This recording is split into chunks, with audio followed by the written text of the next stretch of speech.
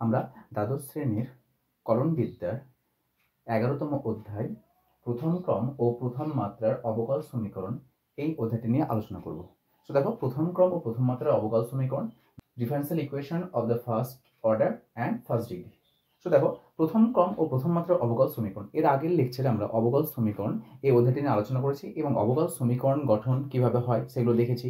অবকল সমীকরণের মাত্রা, ক্রম এবং অবকল সমীকরণ সমাধানের জন্য আমাদের যে দুটি পৃথক চ্যাপ্টার রয়েছে 11তম এবং 12তম অধ্যায়, সেই দুটি অধ্যায় নিয়ে আমরা আলোচনা করব। তার মধ্যে এটা হচ্ছে আমাদের প্রথম অধ্যায়। প্রথম ক্রম ও প্রথম মাত্রার অবকল সমীকরণ লিখেছি। এখানে আমাদের যে অবকল সমীকরণের সমাধান নির্ণয় করব, সেই অবকল সমীকরণের ক্রম এক হতে হবে এবং মাত্রাও এক হতে হবে। দেখো, প্রথম ক্রম ও প্রথম মাত্রার অবকল সমীকরণ সেটা আমরা দেখে চিনব কি করে। সাধারণ আকার বা বলতে পারো যে প্রথম ক্রম ও প্রথম মাত্রার অবকল সমীকরণকে আমরা এই আকারে লিখতে পারি, m dx plus n dy equals to 0। So এটা হলো আমাদের প্রথম ক্রম ও প্রথম মাত্রার অবকল সমীকরণের আকার, যেখানে m ও n উভয় x ও y এর অপেক্ষক অথবা ধ্রুবক, যেকোনো একটা হতে পারে। m ও y x এর অপেক্ষক হতে পারে, y এর অপেক্ষক হতে পারে, অথবা m ও n এর মান উভয় ধ্রুবক হতে পারে। সেটা আসলে যখন আমরা সমাধান করবো তখন দেখব। পরবর্তী দেখো যে প্রথম ক্রম প্রথম মাত্রার অবকল সমীকরণের সমাধানের প্রকারকে, বা এক কথায় আমরা বলতে পারি যে অবকল সমীকরণকে সমাধান করব। এই অবকল সমীকরণের সমাধান সাধারণত দুই ধরনের। একটা হচ্ছে আমাদের বিশেষ সমাধান এবং অপরটি হচ্ছে আমাদের সাধারণ সমাধান। বিশেষ সমাধান বা পার্টিকুলার সলিউশন, যেখানে দেখো আমাদের কোনো একটা অবকল সমীকরণ দেওয়া থাকবে, সেই অবকল সমীকরণকে সমাধান করে নিশ্চয় তার মেন সমীকরণে আমরা আসবো। তো এখানে দেখো আমরা ওরকম লিখেছি একটা y সমান x প্লাস 2। অনুরূপভাবে কোনো একটা অবকল সমীকরণের জন্য সমাধান করব, সমাধান করে আমরা দেখো y সমান x প্লাস 3, এটা জেনারেল একটা আমরা সমীকরণ ধরেছি। তো এই যে আমাদের সাধারণ সমাধান আর বিশেষ সমাধান, এই দুটোর মধ্যে পার্থক্য কি?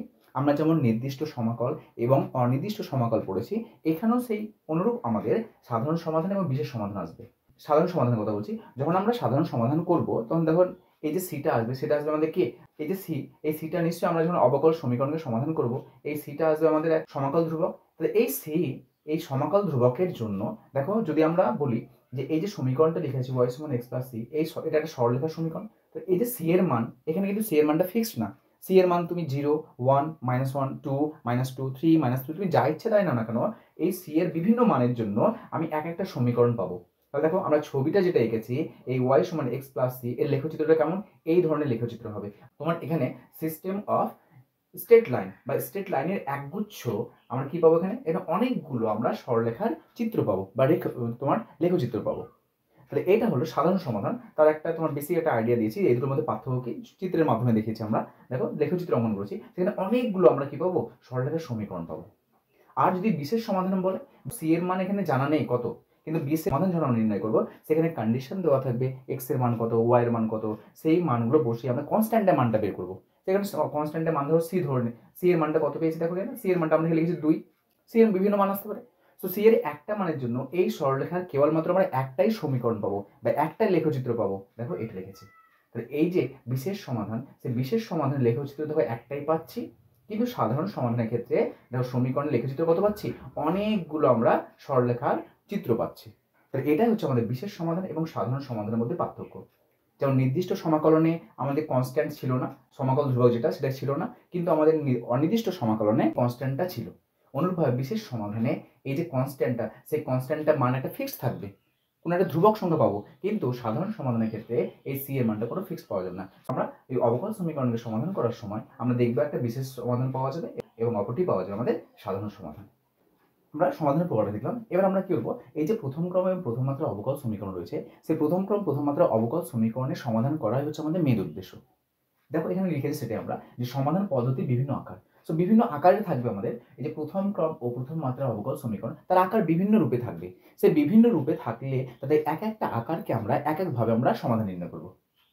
যেমন প্রথমটা লিখেছি দেখো, 1 নম্বর লিখেছে ভেরিয়েবল সেপারেবল ডিফারেনশিয়াল ইকুয়েশন, 2 নম্বর লিখেছে রিডিউসিবল ভেরিয়েবল সেপারেবল ডিফারেনশিয়াল ইকুয়েশন, 3 নম্বর সাবস্টিটিউট ডিফারেনশিয়াল ইকুয়েশন, 4 নম্বর লিখেছি এক্সাক্ট ডিফারেনশিয়াল ইকুয়েশন, 5 নম্বর হোমোজিনিয়াস ডিফারেনশিয়াল ইকুয়েশন এবং সর্বশেষ রিডিউসিবল হোমোজিনিয়াস ডিফারেনশিয়াল ইকুয়েশন। ইংলিশ ল্যাঙ্গুয়েজে লিখেছি আমরা, প্রত্যেকটা পদ্ধতিগুলোকে ইংরেজি শব্দে লিখেছি, কিন্তু আমরা এগুলোকে বাংলাতেও আমরা ট্রান্সফার করে যখন পড়াশোনা করবো তখন আমরা এগুলো বাংলাতেও দেখবো। সো আমাদের এখানে সবচেয়ে বেশি গুরুত্বপূর্ণ রয়েছে আমাদের 1 নম্বর, 3 নম্বর, 4 এবং 5।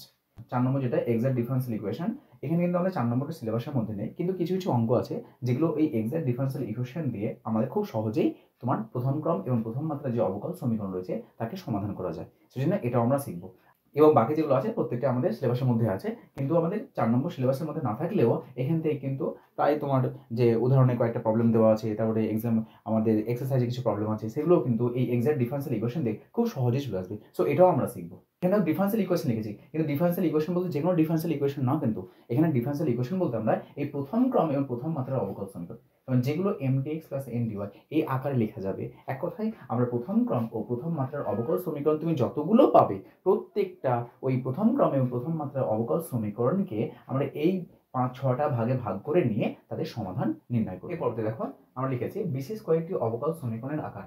এগুলো কিন্তু প্রত্যেকটা প্রথম ক্রম ও প্রথম মাত্রার অবকল সমীকরণ, এবং এখানে যতগুলো আকার লিখেছি প্রত্যেকটা আকারই কিন্তু এই যে আমরা সমাধান পদ্ধতি, এই সমাধান পদ্ধতির আন্ডারেই পড়ছে। প্রথমে যেটা আছে এটা হচ্ছে আমাদের হোমোজিনিয়াস ডিফারেনশিয়াল ইকুয়েশন। দ্বিতীয় যেটা রয়েছে সেটা হচ্ছে আমাদের রিডিউসিবল ভেরিয়েবল সেপারেবল ডিফারেনশিয়াল ইকুয়েশন। 3 নম্বর যেটা রয়েছে এটাকে আমরা এক্সাক্ট ডিফারেনশিয়াল ইকুয়েশনের সাহায্যে করব। তারপর 4 নম্বর যেটা রয়েছে এটা হচ্ছে আমাদের রিডিউসিবল হোমোজিনিয়াস ডিফারেনশিয়াল ইকুয়েশন।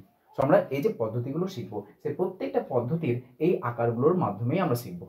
এখানে যে আমরা আকারগুলো লিখেছি, আকারগুলো লেখার কারণ একটাই, যে আমরা বললাম যে প্রথম ক্রম ও প্রথম মাত্রার যে অবকল সমীকরণ, সেই সকল সমীকরণগুলো আমাদের কোন আকারে লেখা যায়, mdx প্লাস ndy সমান 0। সো এটা এই আকারে প্রকাশ করা গেলেও আমরা এই ধরনের আকারগুলো দেখতে পাবো। প্রবলেমের মধ্যে দেখবে এই ধরনের আকার থাকবে। এই যে প্রত্যেকটা আকার আছে, সেই প্রত্যেকটা আকারকে আমরা এই যে বিভিন্ন 6খানা পদ্ধতি লিখেছি, আমরা প্রত্যেকটা পদ্ধতির সাহায্যে এই বিভিন্ন টাইপের আকারগুলোকে আমরা সমাধান করতে পারি। কিন্তু প্রত্যেকটাকে আমরা এই আকারে লিখতে পারবো। এই আকারে লেখা গেলে সেই সমস্ত প্রবলেমগুলোকে আমরা বলবো কি প্রথম ক্রম ও প্রথম মাত্রার অবকল সমীকরণ। এবং আমরা সমাধান করার পরে সর্বশেষ দেখবো আমরা এই অধ্যায়ে প্রয়োগ বা অ্যাপ্লিকেশন। এই অধ্যায়ে যে আমাদের অ্যাপ্লিকেশনগুলো রয়েছে, প্রয়োগগুলো রয়েছে, সেগুলো নিয়ে আলোচনা করব। সো আমাদের এই অধ্যায়ের প্রথম কাজ হচ্ছে এই যে 6খানা পদ্ধতি রয়েছে, সেই 6খানা পদ্ধতিকে ভালো করে শেখা এবং তারপরে তার যে সমস্ত প্রবলেমগুলো আছে সেগুলোকে সলিউশন করা।